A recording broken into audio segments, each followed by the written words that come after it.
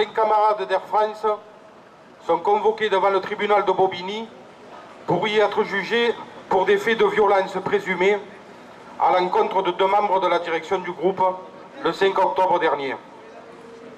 Cette même direction qui ce jour-là annonçait en CCE la suppression de 2900 emplois d'ici 2017, et nous savons tous qu'en réalité c'est plus près de 8000. Mais ça, naturellement, pour le gouvernement et le patronat, ce n'est pas de la violence. C'est un passage obligé, un mal nécessaire. Et cette règle doit s'appliquer partout, dans tous les secteurs, toutes les entreprises et services publics. Plus rien ne doit entraver le profit et l'exploitation. Tous les moyens doivent être mis au service de la finance et des actionnaires. Et tant pis si cela a des conséquences dramatiques sur l'emploi, nos conditions de travail et de vie, si cela doit amener à la destruction de pans entiers d'activités et à un éclatement de notre modèle social. Nous ne les laisserons pas faire. Nous connaissons leur objectif et le prix qu'ils veulent nous faire payer. Mais nous savons aussi que les moyens existent pour faire autrement. Les dividendes versés aux actionnaires augmentent toutes les années, tout comme les milliards de cadeaux d'argent public dont le patronat bénéficie. C'est le capital qui coûte cher, ce n'est pas le travail, ce n'est pas celles et ceux qui créent les richesses. Mais la violence, elle est où? La violence, elle est dans le chômage. Quand on refuse des augmentations de salaire, quand on ferme l'emploi à nos jeunes. La violence, elle est quand on s'attaque à nos retraités, quand on attaque à notre prestation sociale. La violence, on la vit au quotidien, nous les salariés.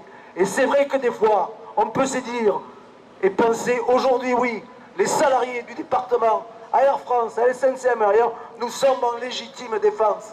Ils s'attaquent à ce qui nous appartient, à notre liberté. Ils ne veulent plus qu'on conjugue la vie professionnelle, la vie privée. Il faut qu'on soit corvéable.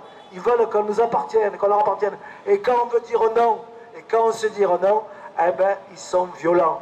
Et notamment sur l'aéroport de Marseille-Provence. Depuis hier, nous sommes à un taux de 90% de grévistes, tous services confondus. Et encore cet après-midi.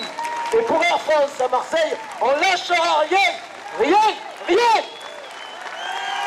On est ici en totale convergence, bien entendu en solidarité, mais j'insiste sur la notion de convergence de lutte avec nos camarades d'Air France, puisque les marins de la SNCM sont maintenant en grève également depuis 12 jours, reconductibles.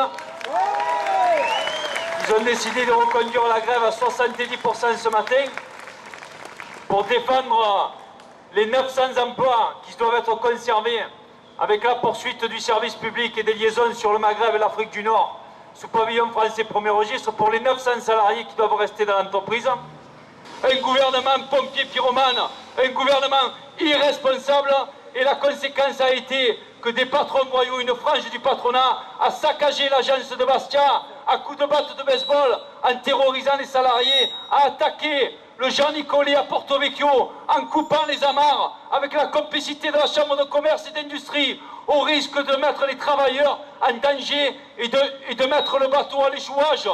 Quelle a été la réaction du gouvernement et du Premier ministre, qui se dit le premier des républicains dans ce pays? Il les a accueillis à Matignon pour les indemniser et il met les travailleurs en prison. Quelle honte!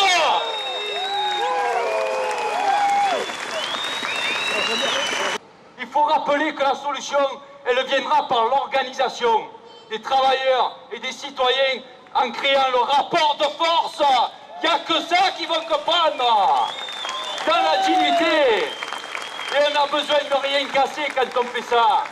Soyons fiers de nous. Continuons la lutte.